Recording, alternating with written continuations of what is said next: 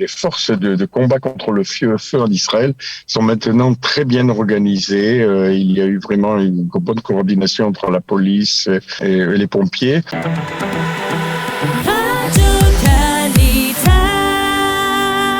Alors on va parler à présent des incendies qui ont ravagé une grande partie des forêts et de la région des montagnes de Jérusalem. Et nous sommes ce matin justement avec un habitant de cette région, puisque nous sommes avec Marco Sarabia. Marco, bonjour.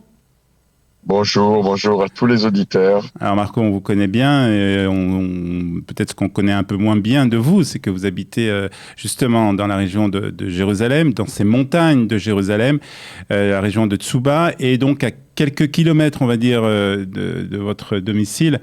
Les incendies ont ravagé une partie de la forêt. Alors racontez-nous d'abord, est-ce que c'était près de chez vous ? Alors, le premier foyer d'incendie a éclaté près de Beth Meir, qui est dans les montagnes, pas loin de Shoresh et sur la route de Jérusalem. Et il s'est vite propagé partout parce qu'il y avait un grand vent qui soufflait en direction de l'ouest et en direction de Jérusalem. Et autour de Jérusalem, en fait, entre Beth Shemesh et Jérusalem, il y a à peu près 30 kilomètres de forêt, en fait, de forêt et de garrigues. Et c'est très, très vert, tout cet espace. Et même si cet espace est très convoité par les promoteurs immobiliers, et c'est encore sous la responsabilité de KKL, et il y a des kilomètres et des kilomètres de forêt. Et parmi la forêt, il y a la forêt des Kiddushim, la fameuse forêt des 6 millions d'arbres. Alors justement, hier, on a entendu que des habitants de cette région, particulièrement de Beth Meir, ont été évacués.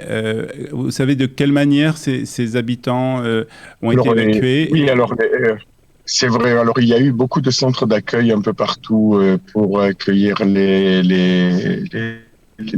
habitants évacués. Il y a eu 5 villages qui ont été évacués quand même. Beth Meir, et Shoeva, et Kisalon, Ramat Raziel, Givat Yarim. Et même l'hôpital psychiatrique Etanim a été évacué.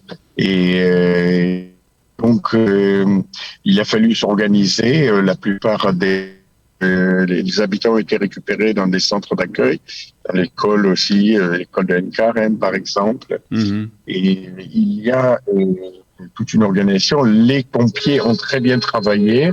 Les avions ont effectué des rondes tout au long de la journée jusqu'à la tombée de la nuit. Je pense que les forces de combat contre le feu en Israël sont maintenant très bien organisées. Il y a eu vraiment une bonne coordination entre la police et les pompiers. Les routes ont été coupées dans la forêt pour éviter tout danger pour la vie. Et certaines maisons de Yeshuvim comme Givat Yarim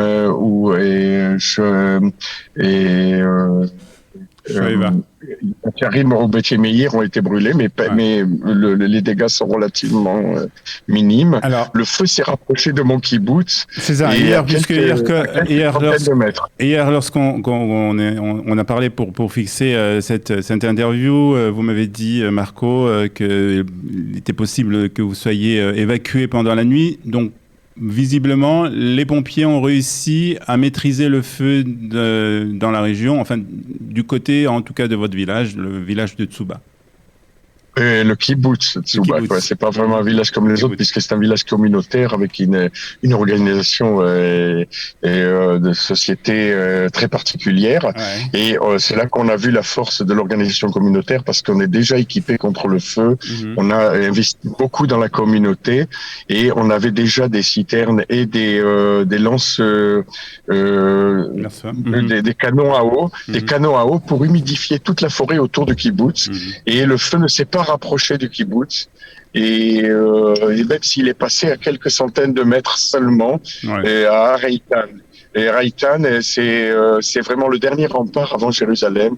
C'est la dernière montagne avant Alors, est-ce qu'on sait déjà l'ampleur des dégâts de ces incendies?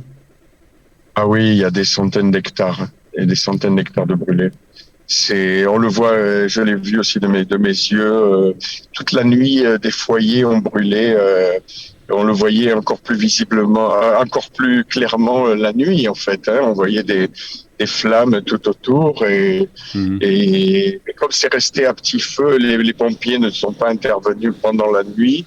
Les avions ont repris leur ronde à 6 heures du matin à peu près pour éteindre tout ce qu'on pouvait éteindre. Ouais. Et les forces du feu ont concentré leurs efforts surtout autour des villages pour protéger la vie. Alors pour terminer, Marco, une dernière question, ça concerne un peu la responsabilité, en tout cas, qui est à l'origine de ces incendies. Alors les pompiers, pour le moment, ont déclaré qu'il s'agissait, la responsabilité, c'était humaine, c'est-à-dire que c'est la main de l'homme qui est responsable de ces incendies.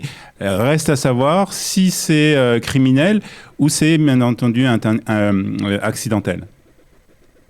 Alors, d'abord, qui allume le feu à midi par une chaleur de 35 degrés et au milieu de la forêt? C'est impossible, c'est impossible. C'est-à-dire, ça n'est pas possible qu'on allume un feu rien que pour le plaisir en plein milieu de la forêt par une chaleur torride.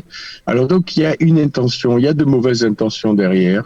C'est forcément de mauvaises intentions. Maintenant, il faut poser la question, à qui profite le crime? À qui profite le crime? Et alors, je ne dirais pas beaucoup plus, mais il faut se poser cette question. Les journalistes devraient poser cette question parce qu'il y a de gros intérêts sur cette forêt, de gros intérêts parce que c'est un endroit très convoité. Les organisations de défense de la nature se sont battues pendant des années pour lutter contre la déforestation et pour l'avancée de l'urbanisation dans la forêt. Alors, voilà, je n'en dirai pas plus. Alors, je vous en dirai pas plus, Marco, mais d'après ce que vous dites, lorsqu'on parle de ces intentions criminelles, on pense très souvent à des actes terroristes. Là, ce que vous nous dites, c'est visiblement, c'est peut-être quelque chose d'autre différent, que les intérêts sont des intérêts, on va dire, immobiliers, des intérêts financiers. Je n'en sais rien et il faudra un jour que la police fasse de la lumière. Peut-être, évidemment, ça c'est une intention nationaliste et palestinienne. Que ça sera sûrement ce qui sera dit à la télévision.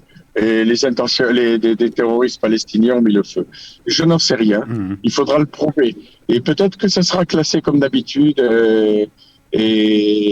Enfin, c'est ma théorie, hein. Peut-être que je n'y comprends rien, peut-être je n'ai aucune preuve, donc je n'en sais rien. Je lance une piste de réflexion. Très bien. En tout cas, merci Marco de ce témoignage. Faites attention à vous et faites attention à votre famille. On espère que ces feux, en tout cas, seront maîtrisés par les pompiers israéliens. Merci Marco d'avoir été ce matin avec nous. Au revoir, bonne journée, tout le monde et bonne santé à tout le monde.